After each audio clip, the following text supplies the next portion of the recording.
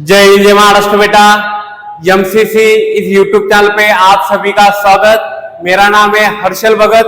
तो आज हम स्टार्ट करेंगे बेटा Rutherford nuclear model of atom. तो रुदरफोर्ड जी ने और उनके कुछ स्टूडेंट ने मिलकर अल्फा रे स्कैटरिंग एक्सपेरिमेंट किया और डिस्कवरी के न्यूक्लियस की।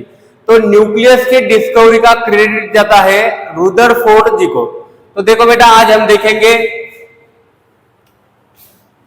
Rutherford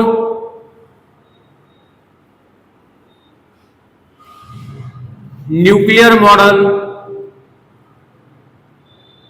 Rutherford nuclear model of atom. तो रुदरफोर्ड जी को क्रेडिट जाता है डिस्कवरी ऑफ न्यूक्लियस का।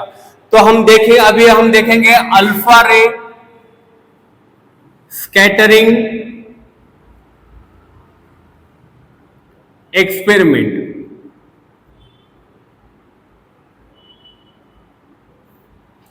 तो देखो बेटा अल्फा रे स्कैटरिंग एक्सपेरिमेंट से कैसे न्यूक्लियस की डिस्कवरी हुई।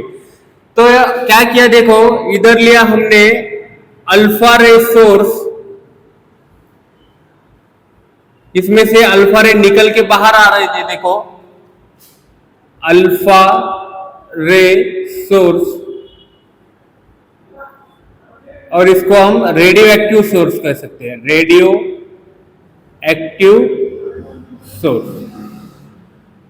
तो इस सोर्स से अल्फा रे निकल के बाहर आ रहे थे। देखो बेटा ये है अल्फा रे, और ये अल्फा रे किससे बनी है देखो, He2+ पॉजिटिव चार्ज से बनी है बेटा। किसके पार्टिकल इसके अंदर, हीलियम के 2 पॉजिटिव चार्ज के पार्टिकल बेटा। किससे बनी है, अल्फा रे। इसे क्या कहेंगे हम, अल्फा रे। किससे बनी है, He2+ पॉजिटिव चार्ज से। और इसका मास कितना है, 4 AMU। 4 AMU। अभी हमने बीच में क्या लगा दी, गोल्ड फॉइल की लगा दी, थीन गोल्ड फॉइल मटेरियल लगा दी बेटा।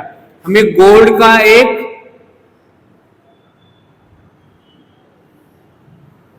इसको बोलेंगे हम गोल्ड फॉइल, थीन गोल्ड फॉइल, ठीक है, थीन शीट ऑफ गोल्ड फॉइल। और इसकी जो थिकनेस थी होती है 100 नैनोमीटर, बहुत ही थीन थी बेटा ये, ठीक है। अब ये गोल्ड फॉइल किससे बनी है, गोल्ड के एटम से बनी है। देखो हम एक ही एटम कंसीडर करेंगे, देखो, और सेंटर पे क्या है, न्यूक्लियस है। कैसे पता चला बाद में देखेंगे अभी। और इसके आजू बाजू में लगा दिया हमने जिंक सल्फाइड का मटेरियल। किसका मटेरियल लगा दिया बेटा हमने, जिंक सल्फाइड का मटेरियल। देखो इसके आजू बाजू में लगा दिया हमने जिंक सल्फाइड मटेरियल। किससे बना ये, जिंक सल्फाइड मटेरियल। और ये क्या है, फ्लोरोसन, फ्लोरोसन मटेरियल बेटा, फ्लोरोसन मटेरियल। फ्लोरोसन मटेरियल क्यों कहा, क्योंकि चार्ज पार्टिकल जब इसके ऊपर आके बम्बार्ड करेगा तो वो शाइन करेगा बेटा। चार्ज पार्टिकल इसके ऊपर आके बम्बार्ड करेगा तो ये क्या करेगा, शाइन करेगा। तो इसलिए क्या कहा हमने इसको, फ्लोरोसन मटेरियल।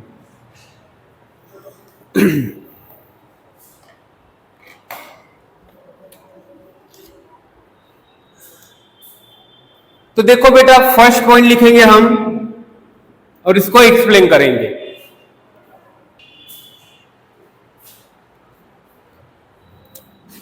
हाई एनर्जी अल्फा रे मूव फ्रॉम अल्फा रे source and pass through gold foil। देखो बेटा क्या हुआ एक्सपेरिमेंट के अंदर, ये जो अल्फा रे सोर्स से अल्फा रे निकल के आ रही और किसमें से पास हो रही, देखो इस गोल्ड फॉइल से क्या हो रही बेटा, पास हो रही, ठीक है। सेकंड पॉइंट क्या लिखा देखो, 99.9% अल्फा रे पास थ्रू गोल्ड फॉइल। देखो बेटा, ये जो अल्फा रे वो 99.9% निकल के जा रही है इस गोल्ड फॉइल से।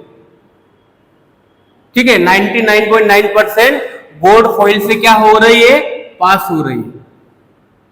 ठीक है, अभी देखो third point, small fraction of alpha रे was deflected by small angle। अभी कुछ रे बेटा डिफ्लेक्शन शो कर रही, देखो कुछ रे क्या कर रहे, डिफ्लेक्शन शो कर रहे। ये है एटम और इसके सेंटर में न्यूक्लियस। अब ये रे इधर आ रहे और ऐसा डिफ्लेक्शन शो कर रहे। देखो अब ये डिफ्लेक्शन क्यों शो कर रहे, इस रे के अंदर क्या है, H2 पॉजिटिव चार्ज और न्यूक्लियस के ऊपर कौन सा चार्ज है, पॉजिटिव चार्ज। पॉजिटिव चार्ज में क्या आ रहा बेटा, रिपल्शन आ रहा। इस पॉजिटिव चार्ज में क्या आ रहा, रिपल्शन, इसलिए इसने क्या शो कर दिया, डिफ्लेक्शन शो कर दिया। तो रुदरफोर्ड जी को फिर पता चल गया कि एटम के अंदर को ऐसा कुछ पोर्शन है कि उसके ऊपर क्या है, पॉजिटिव चार्ज है। और फोर्थ पॉइंट में उनको क्या पता चल गया, देखो few alpha particle are bounce back 1 in 20,000, 1 रे इन 20,000। देखो बेटा, जैसे कि ये रे गई यहां पे और वो सीधा न्यूक्लियस को बम्बार्ड करके रिटर्न बैक आ गई, 180 डिग्री से क्या गए, रिटर्न बैक आ गई। तो रुदरफोर्ड जी को क्या पता चल गया कि एटम के अंदर कुछ हेवी पोर्शन है और उस हेवी पोर्शन के ऊपर क्या है, पॉजिटिव चार्ज है, तभी ये रे जाके क्या गए, रिटर्न्स बैक आ गई। तो उनको पता चल गया कि एटम के सेंटर में न्यूक्लियस है और उसके ऊपर क्या है, पॉजिटिव चार्ज है। तो यहां से बेटा न्यूक्लियस की क्या हो गई, डिस्कवरी हुई। तो few alpha particle are bounce back, क्योंकि अल्फा रे के अंदर कौन सा, अल्फा रे के अंदर H2+ के पॉजिटिव पार्टिकल है बेटा, और ये पॉजिटिव पार्टिकल न्यूक्लियस के ऊपर जाके बम्बार्ड हो रहे और न्यूक्लियस और पॉजिटिव चार्ज में दोनों का रिपल्शन होके ये रे क्या हो गई, बाउंस बैक आ गई। देखो हम देखेंगे अभी फिफ्थ पॉइंट, इन्होंने क्या कहा, रुदरफोर्ड जी ने फिफ्थ पॉइंट में क्या कहा है, देखो द वॉल्यूम ऑफ न्यूक्लियस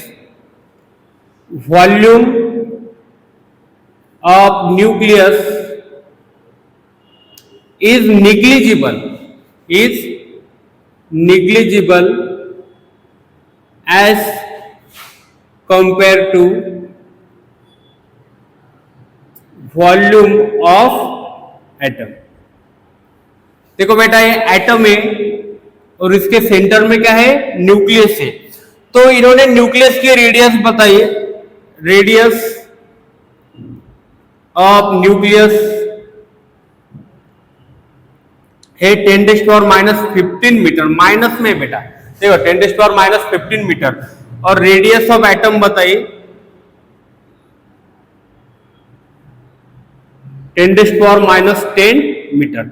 तो देखो 1,00,000 गुना ज्यादा एटम रेडियस से बड़ा है। देखो 1,00,000 टाइम,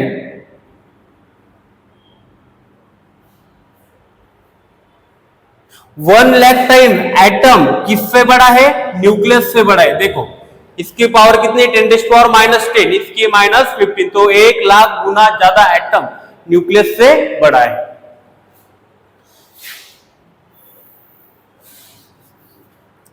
देखो सेवंथ पॉइंट में लिखेंगे हम, positive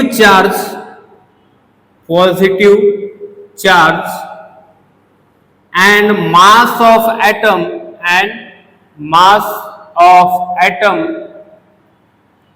was densely concentrated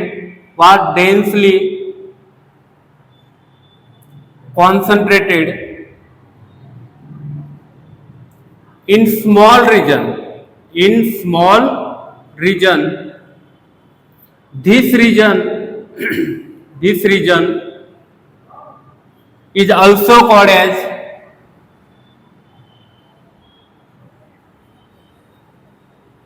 nucleus. तो इन्होंने क्या कहा, देखो बेटा, positive charge the positive charge and mass of atom और densely concentrated in small reason.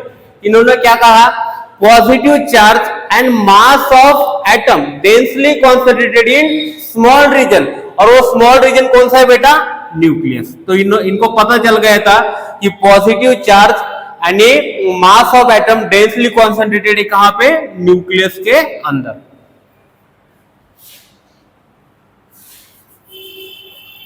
अभी इन्होंने क्या बताया, देखो पॉइंट नंबर 8 में, electron are revolve around the nucleus. देखो ये है एटम, इसके ऊपर एक पॉजिटिव चार्ज और इधर है न्यूक्लियस इलेक्ट्रॉन। तो इनको ये बात कैसे पता चली बेटा कि इलेक्ट्रॉन रिवॉल्व करता है न्यूक्लियस के अराउंड? ये सोचने वाली बात है। देखो इनको ये भी पता चल गया कि इलेक्ट्रॉन रिवॉल्व कर रहा है न्यूक्लियस के अराउंड। तो क्या बताया इन्होंने, electron are revolve around the nucleus with very high speed। तो इन्होंने क्या बताया बेटा, रुदरफोर्ड जी ने, कि ये जो न्यूक्लियस है उसके अराउंड इलेक्ट्रॉन क्या कर रहा है, मूव कर रहा है, और उसका स्पीड भी कैसा है, स्पीड बहुत ज्यादा है उसका।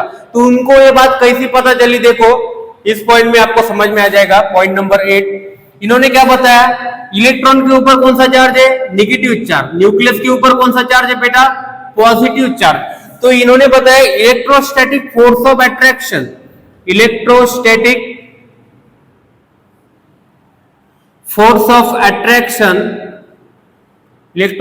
Force of attraction present between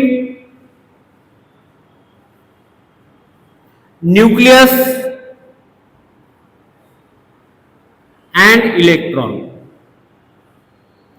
electrostatic force of attraction present between nucleus and electron. इन दोनों के बीच में, जब पॉजिटिव और नेगेटिव चार्ज के बीच में कौन सा फोर्स रहता है बेटा, इलेक्ट्रोस्टैटिक फोर्स ऑफ अट्रैक्शन। तो इन्होंने बता दिया कि electrostatic force of attraction present between nucleus and electron. इन दोनों के बीच में कौन सा फोर्स ऑफ अट्रैक्शन है, इलेक्ट्रोस्टैटिक फोर्स ऑफ अट्रैक्शन है। ये इलेक्ट्रॉन न्यूक्लियस की तरफ अट्रैक्ट होगा, क्यों, इनके बीच में इलेक्ट्रोस्टैटिक फोर्स ऑफ अट्रैक्शन है बेटा। अभी एक ऐसे बताया इन्होंने कि इलेक्ट्रॉन इसके बाहर घूम रहा है करके। देखो सोचने वाली बात है ये। अभी इन्होंने ये भी बता दिया कि इलेक्ट्रॉन न्यूक्लियस के अराउंड रिवॉल्व कर रहा है, न्यूक्लियस के अराउंड घूम रहा है। एक कैसे बता दिया, देखो इनको पता चल गया था कि जो इलेक्ट्रोस्टैटिक फोर्स है, देखो जो इलेक्ट्रोस्टैटिक फोर्स है वो प्रोवाइड कर रही है सेंट्रीपिटल फोर्स को। कौन सी, सेंट्रीपिटल फोर्स। सेंट्रीपिटल फोर्स, ये सेंट्रीपिटल फोर्स क्या होती है, घुमाने वाली फोर्स है बेटा। ये क्या है, घुमाने वाली फोर्स है। जैसे कि हमने क्या किया, धागे से स्टोन को ऐसे बांध लिया और हमने ऐसा स्टोन को घुमा दिया। जो सेंटर पे जो फोर्स लग रही है वो कौन सी है, सेंट्रीपिटल फोर्स है। तो जो इलेक्ट्रॉन और न्यूक्लियस के बीच में क्या है, इलेक्ट्रोस्टैटिक फोर्स ऑफ अट्रैक्शन है। इलेक्ट्रोस्टैटिक फोर्स ऑफ अट्रैक्शन होती तो इलेक्ट्रॉन क्या हो जाता, न्यूक्लियस के ऊपर आके भिड़ जाता और एटम क्या हो जाता, डिस्ट्रॉय हो जाता। बट इन्होंने क्या कहा, देखो इन्होंने ये कहा कि इलेक्ट्रोस्टैटिक फोर्स ऑफ अट्रैक्शन है, न्यूक्लियस और न्यूक्लियस और इलेक्ट्रॉन के बीच में जो अट्रैक्शन है वो किस में कन्वर्ट हो रही है, सेंट्रीपिटल फोर्स में कन्वर्ट हो रही है, मतलब घुमाने वाले फोर्स में कन्वर्ट हो रही है। इसलिए इलेक्ट्रॉन क्या हो रहा है, इसके अराउंड रिवॉल्व कर रहा है बेटा। आपको बात समझ में आई होगी शायद। देखो जो इलेक्ट्रोस्टैटिक फोर्स ऑफ अट्रैक्शन है इलेक्ट्रॉन और न्यूक्लियस के बीच में, वो कन्वर्ट हो रहा सेंट्रीपिटल फोर्स में। सेंट्रीपिटल फोर्स किसे कहा, घुमाने वाले फोर्स को कहा, ठीक है। तो ये हो गया बेटा 9th पॉइंट। अभी इसके हम ड्रॉबैक्स देखेंगे क्या है, तो drawbacks of Rutherford nuclear model.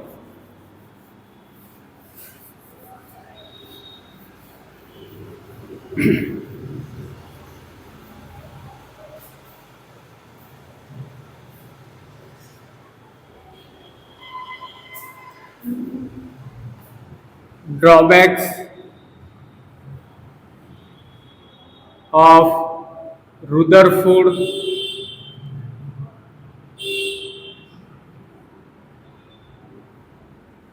Nuclear model.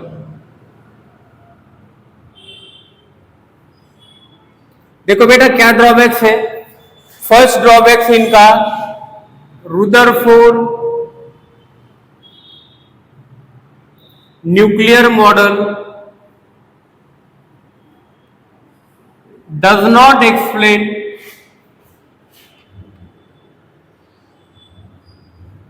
stability of atom। देखो इन्होंने क्या कहा था, ये एटम है और इसके बीच में क्या है, न्यूक्लियस है और उसके ऊपर है पॉजिटिव चार्ज और इलेक्ट्रॉन के ऊपर है नेगेटिव चार्ज। और इन्होंने कहा था बेटा electron revolve around the nucleus, electron nucleus के अराउंड घूम रहा है, ऐसा रुदरफोर्ड जी ने कहा था। बट अकॉर्डिंग टू मैक्सवेल, देखो according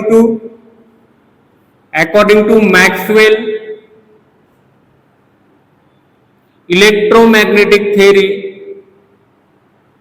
according to Maxwell electromagnetic theory, इन्होंने क्या कहा था, any accelerated charge particle, any accelerated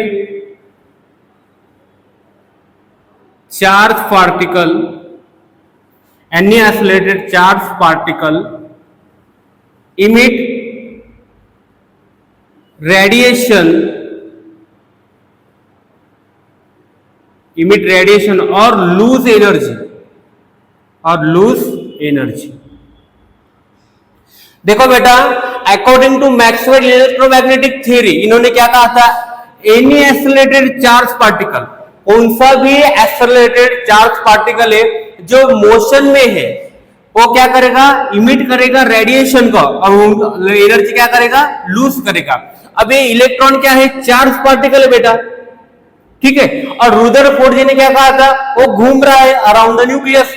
अब मैक्सवेल थ्योरी क्या कहती है, जब चार्ज पार्टिकल मूव करेगा, एक्सेलरेशन शो करेगा, ये चार्ज पार्टिकल जब मूव करेगा तो खुद की एनर्जी इमिट करेगा, लूज करेगा। जब ये इलेक्ट्रॉन खुद की एनर्जी इमिट करेगा तो वो एक टाइम आके किससे भिड़ जाएगा, न्यूक्लियस से भिड़ जाएगा और एटम क्या होना चाहिए, डिस्ट्रॉय होना चाहिए। बट ऐसा नहीं होता है, ऐसा नहीं होता है। इसके कारण इनका क्या ड्रॉबैक आ गया, Rutherford nuclear model does not explain the stability of atom. देखो रुदरफोर्ड जी ने क्या कहा था, electron revolve around the nucleus, electron के ऊपर है नेगेटिव चार्ज। मैक्सवेल जी की थ्योरी क्या कहती है, एनी चार्ज पार्टिकल जब मोशन शो करता है तो खुद की एनर्जी लॉस करेगा, तो इलेक्ट्रॉन भी मोशन शो कर रहा है तो खुद की एनर्जी लॉस करेगा और न्यूक्लियस के ऊपर आके भिड़ जाएगा, न्यूक्लियस के ऊपर बम्बार्ड कर जाएगा और एटम क्या हो जाएगा, डिस्ट्रॉय हो जाएगा। बट ऐसा होता नहीं, इसलिए क्या हो गया, ये रुदरफोर्ड जी का ड्रॉबैक्स आ गया। अभी सेकंड ड्रॉबैक्स क्या है, देखो बेटा रुदरफोर्ड जी का, तो वो बाद में जाके नील बोहर ने कुछ ड्रॉबैक के ऊपर काम किया।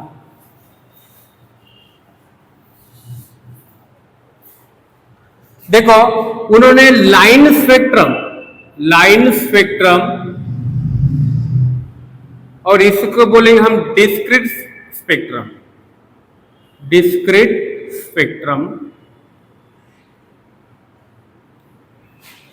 लाइन स्पेक्ट्रम और डिस्क्रीट स्पेक्ट्रम को ये एक्सप्लेन नहीं कर पाए। जैसे कि देखो मैंने यहाँ पे व्हाइट लाइट डाली, इस कंटेनर में लिया मैंने हाइड्रोजन गैस को, ठीक है। अब ये व्हाइट लाइट मैंने डाली तो इसके अंदर है 7 कलर विप गियर। तो ये देखो जब ये कंटेनर खाली था तब इसमें से 7 कलर ऑब्जर्व हो रही थी, ठीक है।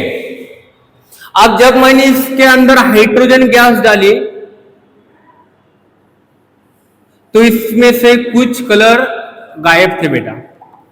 तो जब 7 कलर ऑब्जर्व होंगे तो इसको हम कंटिन्यूअस स्पेक्ट्रम बोलेंगे, और कुछ कलर अब्सेंट होंगे तो उसको हम लाइन स्पेक्ट्रम या डिस्क्रीट स्पेक्ट्रम बोलेंगे। और ये डिस्क्रीट स्पेक्ट्रम और लाइन स्पेक्ट्रम क्यों यहाँ पे फॉर्म हो गया, क्यों कलर अब्सेंट रह गए, ये इनको एक्सप्लेन नहीं कर पाए, रुदरफोर्ड जी एक्सप्लेन नहीं कर पाए क्यों यहाँ पे डिस्क्रीट स्पेक्ट्रम और लाइट स्पेक्ट्रम फॉर्म हो गया, क्यों कलर यहाँ पे ऑप्शन रह गए, वो इनको एक्सप्लेन नहीं कर पाए।